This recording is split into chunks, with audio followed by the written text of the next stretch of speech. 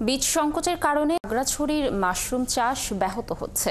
কৃষকদের অভিযোগ, মাশরুম উৎপাদনের ভরা মৌসুমে তারা ঠিকমতো বীজ পাচ্ছেন না, যে কারণে কাঙ্ক্ষিত উৎপাদন ব্যাহত হওয়ার শঙ্কা দেখা দিয়েছে। সংকট কাটাতে মাশরুমের বীজ উৎপাদনে পদক্ষেপ নেওয়ার জন্য কৃষি সম্প্রসারণ বিভাগকে তাগিদ দিয়েছেন চাষিরা। রূপায়ণ তালুকদারের তথ্য ছবিতে প্রতিবেদন। খাগড়াছড়ি জেলা সদরের পেড়াছড়া ইউনিয়নের গোলাকোনা পাড়া গ্রামে প্রায় ৭৫ পরিবারের বসবাস। এর মধ্যে ৪০ পরিবারেরও বেশি মানুষ মাশরুম চাষের সাথে যুক্ত। তারা বাড়ির বাইরের অংশে ছাউনি দিয়ে সেখানে মাশরুম চাষ করছেন, আবার অনেকে ঘরের বারান্দাতেও মাশরুম চাষ করেন। এটি সারা বছর চাষ করা গেলেও গোলাকোনা পাড়াবাসীরা এর চাষ করেন শুধু শীতের মৌসুমে।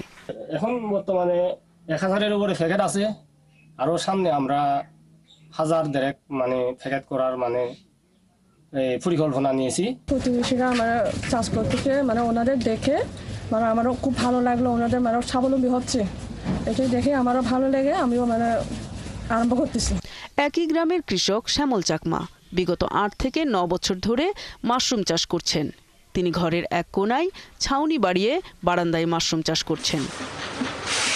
কৃষকরা আরও জানান, মাশরুম চাষের বড় বাধা বীজ সংকট। এর জন্য বড় আকারের অবকাঠামো দরকার। যে পরিমাণ বীজ পাওয়ার কথা সিজন অনুপাতে সে পরিমাণ আমরা বীজ সংগ্রহ করতে পারি না। এখান থেকে আমি 2টা ঘর, একটা ভ্যান গাড়ি, তারপরে আপনার অটোক্লেভ কাম ইনোকুলেশন চেম্বার এবং যে টেকনিক্যাল সাপোর্ট, এগুলো আমি সব সময় পাই। এ নিয়ে কৃষি কর্মকর্তা জানান, মাশরুম বীজের যে পরিমাণ চাহিদা আছে সেই পরিমাণ বীজ উৎপাদন খাগড়াছড়িতে হচ্ছে না।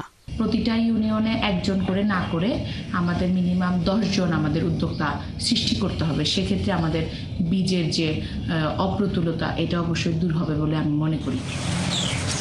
পাহাড়ে খাদ্য হিসাবে মাশরুমের চাহিদা বেশি থাকায় চাষির সংখ্যাও বাড়ছে। নূর তাজমিন নীর, ৭১।